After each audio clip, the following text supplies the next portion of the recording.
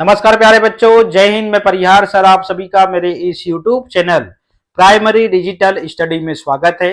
प्यारे बच्चों, आज के इस वीडियो में हम कक्षा पहली की भाषा भारती का पाठ 9 व्यंजन परिचय में आज हम व्यंजन वर्ण ढ का परिचय जानेंगे। आप सभी को कक्षा पहली की हिंदी की पुस्तक ओपन करना है और स्क्रीन में आप जो पेज देख रहे हैं इस पेज को आपको ओपन कर लेना है। तो बिना देर किए हुए हम वीडियो की शुरुआत करते हैं और सबसे पहले हम ढ व्यंजन वर्ण का परिचय जानते हैं। तो प्यारे बच्चों, जैसा कि आप स्क्रीन में देख रहे हैं, आपको यहाँ पे चित्र दिखाई दे रहे होंगे और आप इन चित्रों को निश्चित रूप से जरूर पहचानते होंगे। मैं यदि आपसे पूछूं कि इस चित्र में आपको क्या दिखाई दे रहा है या फिर इस चित्र का क्या नाम है, तो आप देखें इस चित्र में आपको ढक्कन दिखाई दे रहा है। क्या दिखाई दे रहा है? ढक्कन दिखाई दे रहा है। आप देखें यह वाला चित्र किस चीज का है? जिसे आप बजाते हैं उसे क्या कहते हैं? ढोलक कहते हैं। देखिए ये ढोलक का चित्र है और ये देखिए इसे कहते हैं ढपली, ऐसे बजाते हैं, ठीक है ना। तो आप फाइनली जो है चित्रों को पहचान गए हैं। तो मैं अब इन चित्रों के जो नाम है मैं यहाँ पे लिख देता हूं, ठीक है ना। तो सबसे पहले हमने इस चित्र में देखा कि यहाँ पे ये है ढक्कन। क्या है? ढक्कन। तो इस प्रकार से हम यहाँ पे ढ बनाएंगे, फिर यहाँ पे आधा क, फिर यहाँ पे क और ये हो जाएगा न। तो इस प्रकार से हम इसे क्या पढ़ेंगे? ढक्कन पढ़ेंगे, ठीक है ना। अब यहाँ पे ये जो चित्र देख रहे हैं इस चित्र का नाम है ढोलक। तो यहाँ पे हम लिखेंगे ढोलक। इस प्रकार से हम इसे ढोलक पढ़ेंगे। ये है ढपली। इस प्रकार से इस चित्र का नाम है ढपली, ठीक है ना। अब यहाँ पे देखिएगा मैं व्यंजन वर्ण लिखने जा रहा हूं और इस व्यंजन वर्ण को आप निश्चित रूप से पहचानते होंगे। तो आप बताइए इसे आप क्या कहते हैं?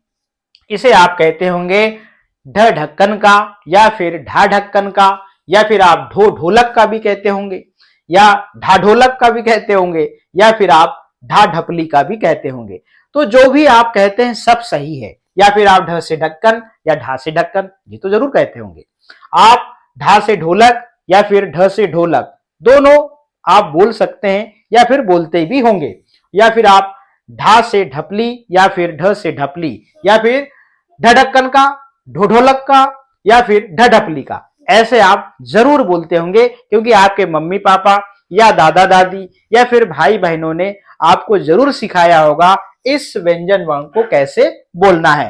तो आप इन चित्रों को जान रहे हैं, पहचान रहे हैं और इन चित्रों के माध्यम से आप इस व्यंजन वर्ण को आप पहचानना सीख रहे हैं। देखिएगा इस अक्षर को आप इन चित्रों के माध्यम से ही पहचान रहे हैं, जैसे ढढक्कन का, ढोढोलक का और ढढपली का, ऐसे। तो जो भी आपने घर से सीख के आया है सब सही है, कोई गलत नहीं है। मगर अब जो है कक्षा पहली में आप आ गए हैं। अब कक्षा पहली में इस व्यंजन वर्ण को क्या बोलना है मैं ये सिखा रहा हूं, उसको बड़े ध्यान से सीखिए। देखिए ये है ढ।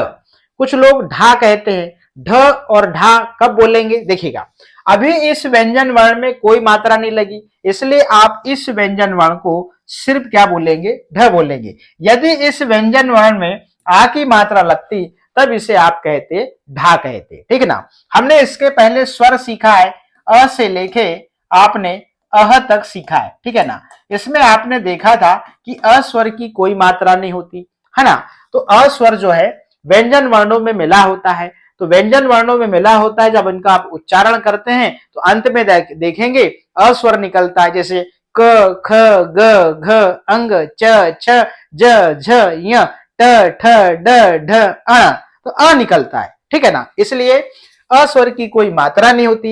होता क्या है कि व्यंजन वर्ण जो है ये आधे होते हैं। जब तक इनमें हम अस्वर नहीं मिला देते तब तक इनको हम पूर्ण रूप से इनका उच्चारण नहीं कर पाते हैं। इस प्रकार से जब अस्वर मिलता है तभी हम इनका उच्चारण कर पाते हैं। इसलिए सभी स्वरों में अस्वर मिला होता है, इसलिए अस्वर की कोई मात्रा नहीं होती, ठीक है ना।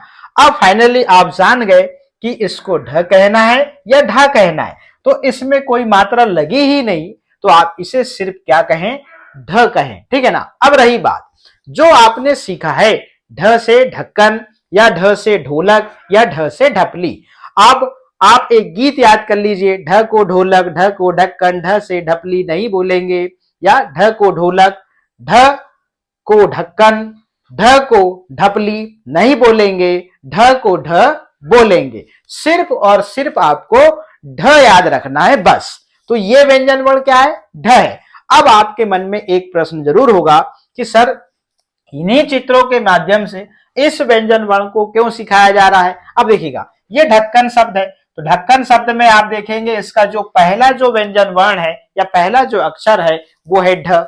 ढोलक शब्द को देखिए, इसका जो पहला जो अक्षर है वो है ढ।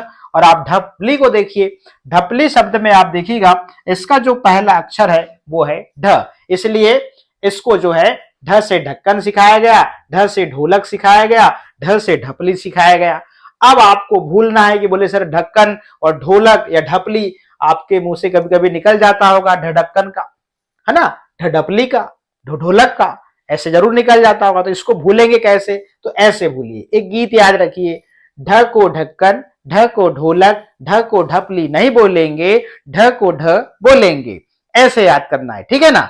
अब आपको सिर्फ और सिर्फ यदि इसको भूलना है, ढक्कन, ढोलक और ढपली शब्द भूलना है, तो ये गीत को याद रखिए, ढ को ढोलक, ढ को ढपली, ढ को ढक्कन नहीं बोलेंगे, ढ को ढ बोलेंगे। और एक चीज, ढ को ढा या ढ को ढ ढक्कन का नहीं बोलेंगे, ढ को ढ बोलेंगे। तो फाइनली आप समझ गए कि इस व्यंजन वर्ण को आप क्या बोलेंगे? सिर्फ और सिर्फ ढ बोलेंगे। आप सभी जानते हैं इस दुनिया में जितनी भी चीजें हैं सबका एक नाम होता है, ठीक है ना।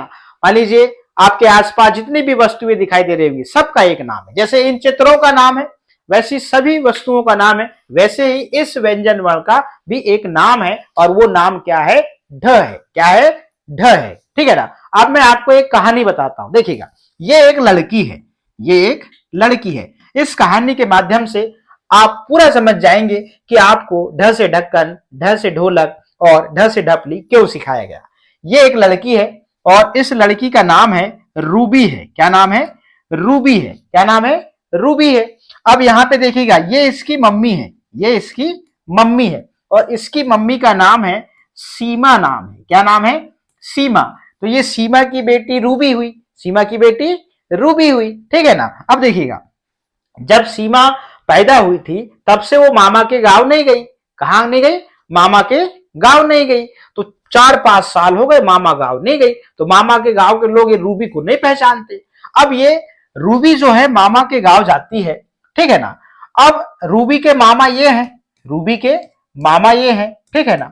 अब रूबी के मामा के गांव में एक और आदमी है, ये आदमी है, ठीक है ना, ये आदमी है, ठीक है ना।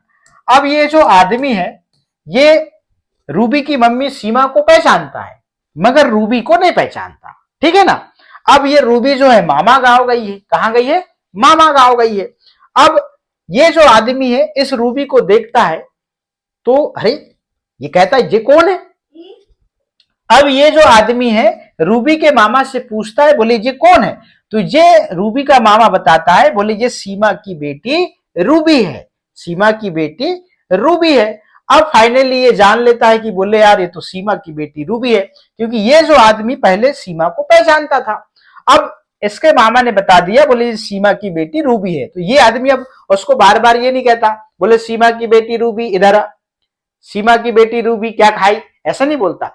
अब क्या बोलता है? रूबी इधर आओ, रूबी कहां जा रहे हो, रूबी क्या खाई हो, ऐसे संबोधित करता है इसके नाम से।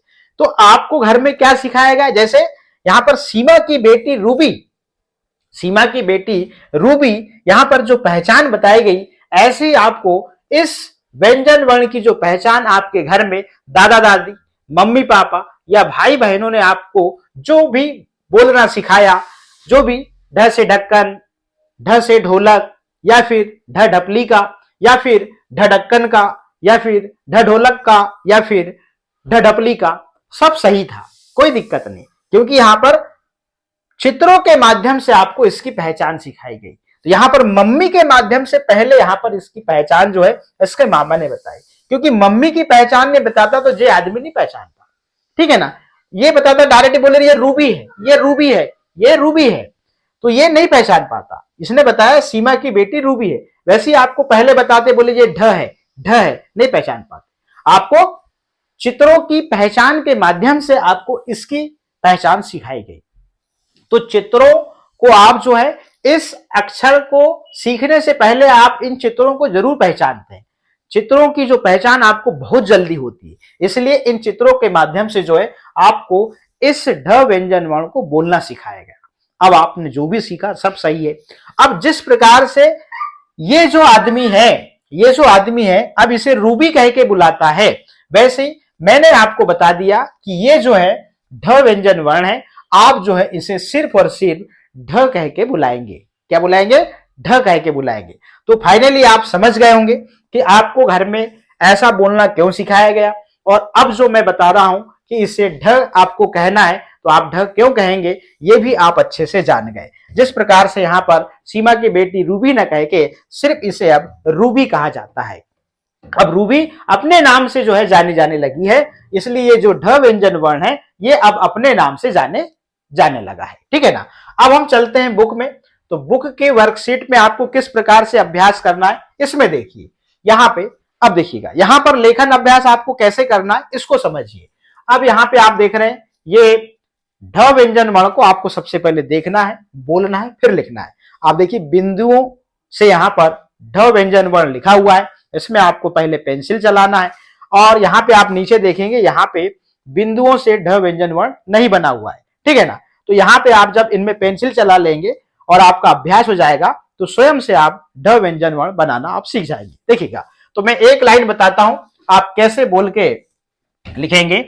आप बोलेंगे ढ और ऐसे लिखते जाएंगे ढ, इसमें पेंसिल चलाएंगे। ठीक है ना। ये ढ ढ और ढ और ढ, इस प्रकार से ये चारों जो लाइन है आप इसको कंप्लीट करेंगे।